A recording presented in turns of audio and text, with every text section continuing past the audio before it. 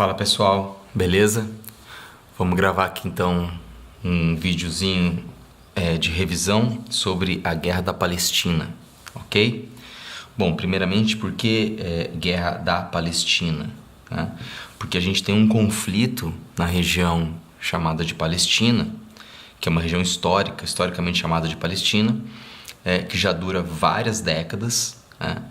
E que envolve localmente israelenses e palestinos, israelenses que são judeus reconhecidos como cidadãos pelo Estado de Israel e palestinos que são árabes que vivem em Israel ou em áreas ocupadas por Israel ou vivem hoje como refugiados em outros países, mas que perderam as suas terras exatamente pelo processo de formação e expansão do Estado de Israel. Tá? Então, no geral, a Guerra da Palestina trata exatamente do conflito entre essas duas partes, porém envolvendo várias outras, principalmente, por exemplo, os Estados Unidos, a ONU, a Inglaterra, a França e outros países também direta ou indiretamente interessados no conflito. Mas a gente vai ver questões mais básicas. Vamos falar um pouquinho dos antecedentes, ou seja, do que veio antes, né, do conflito propriamente dito, né, e da evolução das fronteiras e do próprio conflito, de momentos importantes do conflito, né, a partir de 1947, que, como a gente vai ver daqui a pouco, é um ano marcante aí nesse processo. Bom, mas vamos primeiro aos antecedentes. Então a gente pode começar falando um pouquinho da questão judaica, né? O que é a questão judaica? É o fato de que os judeus sofreram perseguições na Europa, principalmente na Europa, ao longo de séculos, né? E de forma crescente entre o século XIX e o século XX. Essas perseguições em relação aos judeus, elas têm um fundo histórico e religioso, né? Então elas têm muito a ver com o fato de que os judeus negaram Cristo, né? Quer dizer, Cristo nasceu como judeu, porém ele fundou uma nova religião, que é o cristianismo, não é? Como se sabe. No entanto, do ponto de vista dos judeus, Cristo não é Deus, aquilo tudo que, né, os cristãos acreditam para os judeus não é realidade, e, portanto, eles passaram a ser vistos pelos cristãos como aqueles que negaram Cristo, né? E, portanto, o preconceito contra os judeus durante a Idade Média cristã foi crescendo exatamente por conta disso. Mas, mais recentemente, entre o século XIX e o século XX, esse preconceito foi muito alimentado pelo processo de formação da identidade nacional dos países europeus, né? Então, no século XIX, por exemplo, países como a França, a Alemanha, a Itália e outros mais estavam tentando formar e reforçar a sua identidade nacional, né? E por isso trabalhavam com a ideia de povo, né? As pessoas que formavam o povo de maneira original, natural, né? O que hoje é visto como muito errôneo, mas na época acabou gerando ideias de que esse ser do povo, esse fazer parte de um determinado povo, seria uma questão natural, né? Quase racial, né? E aí, nesse caso, os judeus passaram a ser vistos como um grupo que não faria parte naturalmente de um desses povos, né? Seja na Alemanha, seja na Rússia, seja na Polônia, seja na França ou mesmo na Inglaterra, né? Os judeus passaram a ser vistos como um povo que não fazia parte da nação desses países, mesmo que estivessem vivendo ali há décadas e mesmo séculos, né? O que, portanto, você vê que acabou sendo a criação de um preconceito, de uma discriminação muito anti-histórica, muito equivocada, né? Porque realmente não fazia sentido nenhum dizer que um grupo, só por ter uma religião diferente ou só por ter costumes diferentes, não faria parte de uma nação, mesmo estando ali já há séculos, né? Mas enfim, acabou sendo isso que aconteceu na Europa, né? Então os judeus foram sentindo esse preconceito cada vez maior em relação a eles e, portanto, começaram a buscar formas de se libertar desse preconceito, né? E uma das formas, a mais importante aqui para o nosso caso, né, surgidas ali, foi o chamado sionismo, né? O sionismo é a ideia de que os judeus só poderiam se ver livres dessa discriminação e desse preconceito e dessa discriminação que eles sofriam na Europa, criando um país para eles. Então veja bem, é muito importante diferenciar o sionismo do judaísmo. Enquanto o judaísmo é uma religião, o sionismo é um projeto político e territorial de formação de um país para os judeus, que parte da ideia de que só dessa maneira seria possível os judeus se protegerem da discriminação e do preconceito que eles sofriam na Europa até esse momento. Bom, no período em que estava surgindo e ganhando força o sionismo, né, começou também a Primeira Guerra Mundial, né? O sionismo é de final do século XIX, aí por volta de 1890, e a Segunda Guerra Mundial começa em 1914. Né? E qual a relação da Segunda Guerra Mundial com o sionismo? Bem, é que na Segunda Guerra Mundial a gente tinha, entre outros países, né, o Reino Unido em disputa com o Império Turco-Otomano, tá? E qual a relação dessa disputa entre Reino Unido e Império Turco-Otomano com o sionismo e a questão judaica? É que a região da Palestina, que para os sionistas deveria ser a terra, deveria ser o local para a criação desse país dos judeus, né? A Palestina estava nas mãos do Império Turco-Otomano, né? Então, os judeus se interessaram bastante por esse conflito, né? Até torcendo para que o Império Otomano perdesse essa guerra, para que eles pudessem usar essa região, a região da Palestina, para formar o seu país. E nesse contexto, a Inglaterra, né, o Reino Unido, o governo britânico, se aproveitou para conseguir apoio dos judeus através da chamada Declaração Balfour. Essa Declaração Balfour foi uma declaração oficial do governo da Inglaterra, em que o governo inglês dizia que apoiava a criação de um país para os judeus na Palestina, né? Então veja bem, não só os judeus se interessavam pela queda do Império Turco-Otomano, como inclusive passaram a ajudar o Reino Unido a partir desse momento, exatamente porque o Reino Unido poderia derrotar o Império Turco-Otomano, ficar com a Palestina e dessa maneira facilitar a criação do país dos judeus na Palestina, né?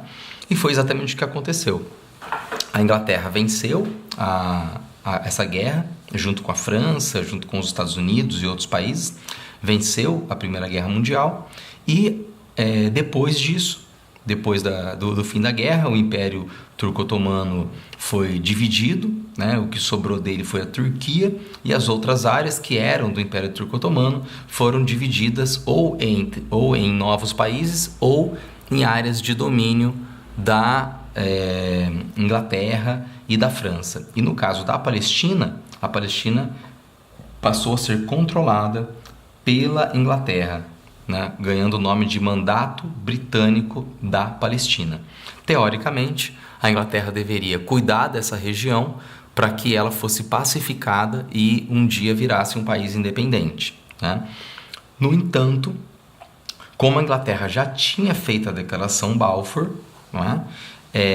Evidentemente, essa situação agora em que a Palestina pertencia à Inglaterra, acabou estimulando os judeus a migrarem para a Palestina, já na certeza de que eles poderiam formar um país deles lá naquela região, né?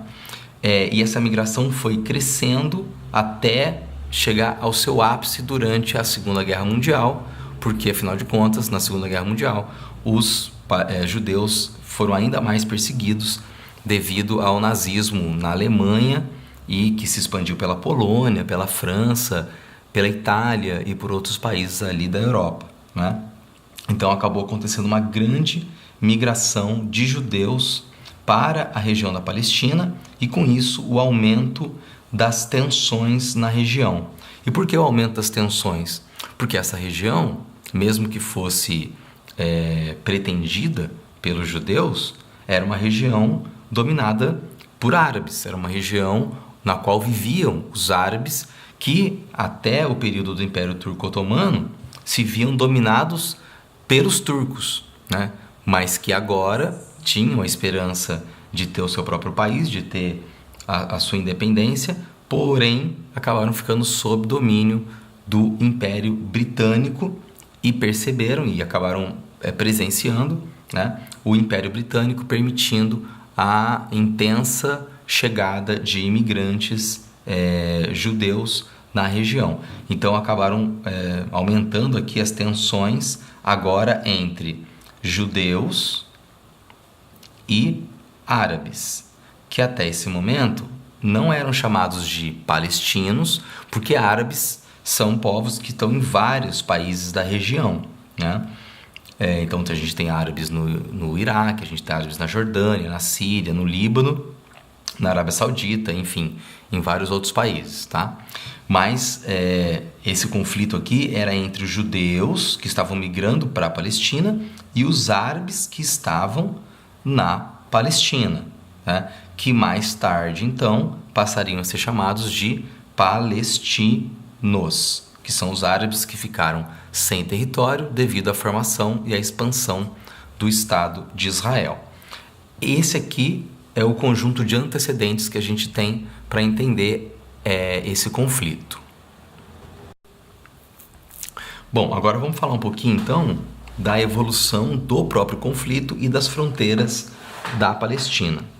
Diante dessas tensões que se criaram, né, e com o final da Segunda Guerra Mundial, a ONU, para tentar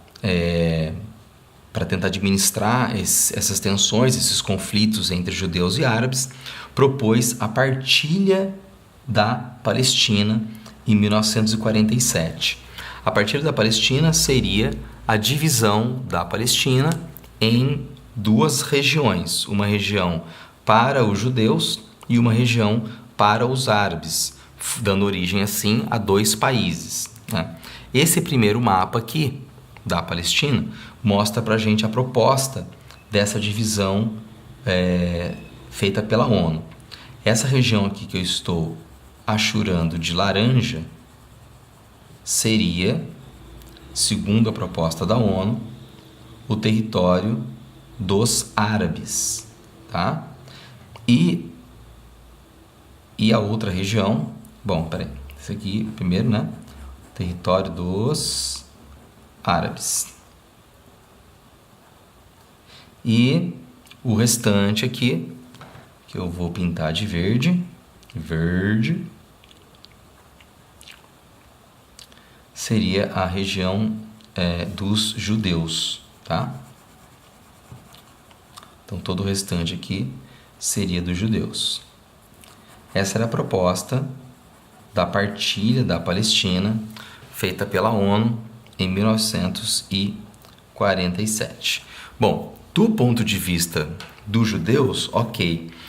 Só que do ponto de vista dos árabes, essa divisão aqui seria extremamente injusta. Primeiro porque os árabes, lá no começo do século, quando a Inglaterra ficou com o mandato da Palestina, os árabes correspondiam a 90% da população da região e os judeus apenas a 10%, né?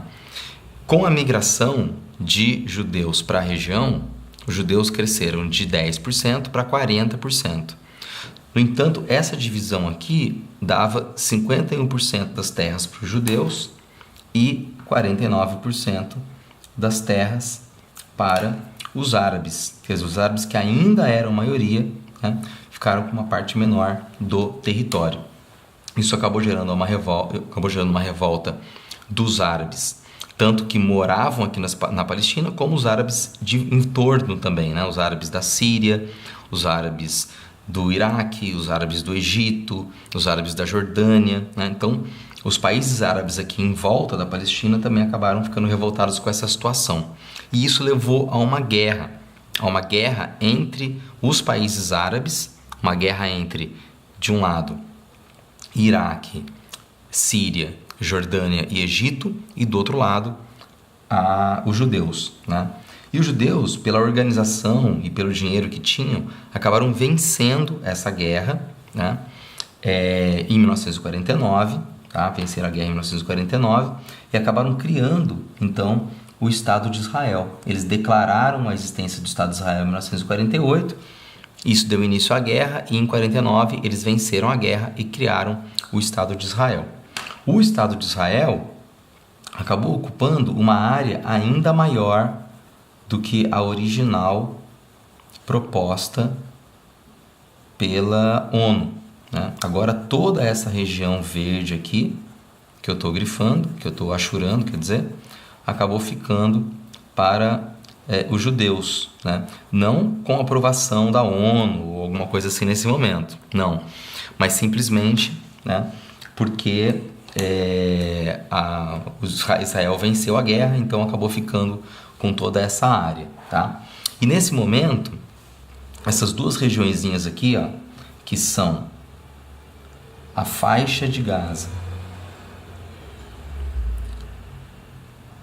e a Cisjordânia, essas duas regiões acabaram ficando não para os palestinos, não sob controle dos palestinos, mas acabaram ficando sob controle de países árabes vizinhos.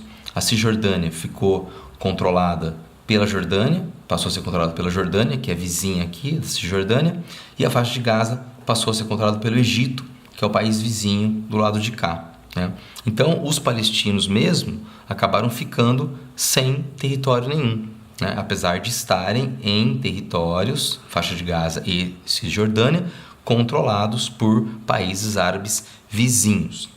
Mas essa situação ficou ainda pior em 1967, quando ocorreu a Guerra dos 6 Dias. Em 6 dias de guerra, Israel acabou ocupando algumas áreas, entre elas a Cisjordânia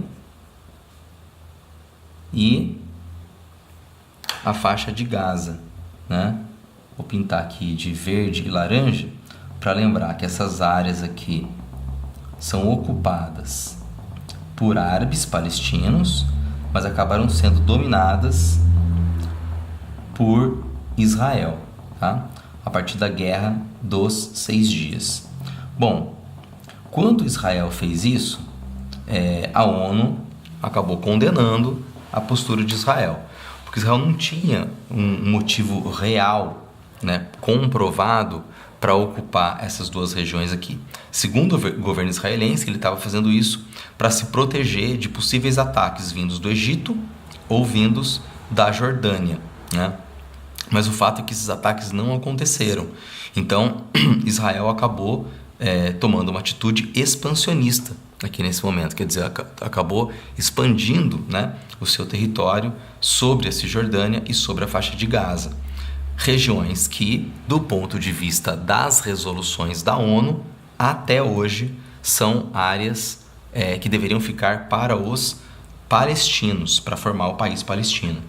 E além disso, tem ainda uma outra polêmica, que é o seguinte: nessa região aqui está a área de Jerusalém, que segundo a ONU deveria inicialmente ser uma área internacional, que não ficaria nem para judeus, nem para árabes, nem para os palestinos, porque é uma área que tem importância religiosa tanto para o judaísmo como para o islamismo, como para o cristianismo. Então deveria ser uma área internacional.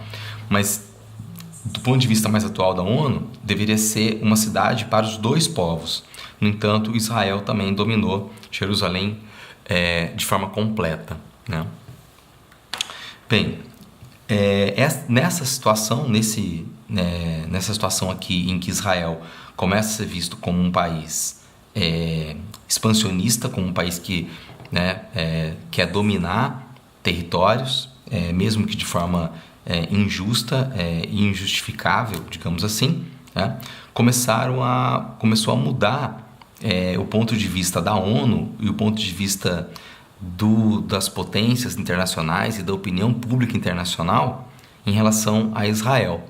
Principalmente quando, na década de 80, entre a década de 80 e a década de 90, começaram a surgir movimentos de rua, de protestos de rua, nessas regiões da Cisjordânia e da faixa de Gaza, chamados de intifadas. As intifadas são protestos de rua feitos pela população árabe, pelos palestinos, né? Normalmente armados com pedras e paus, contra a dominação de Israel sobre as suas áreas, né? E como Israel revida, como Israel reage a esses protestos de rua de maneira muito violenta, com exércitos muito bem armados e promovendo a morte de muitos palestinos, né?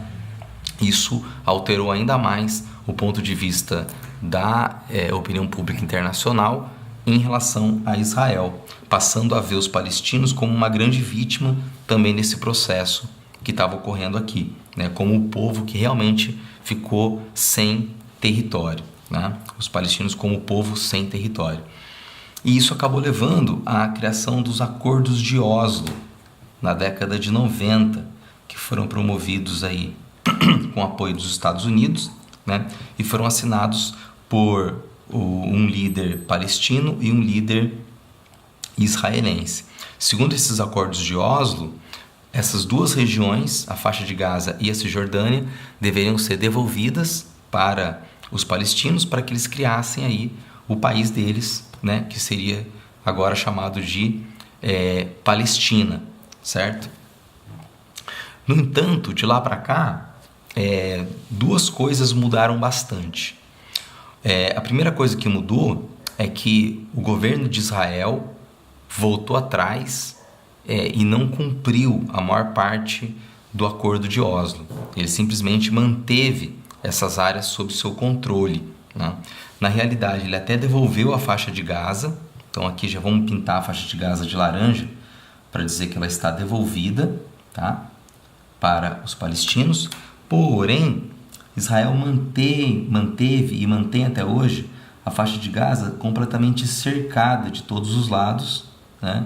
Impedindo os palestinos da faixa de Gaza de terem até liberdade de comércio com países vizinhos, né?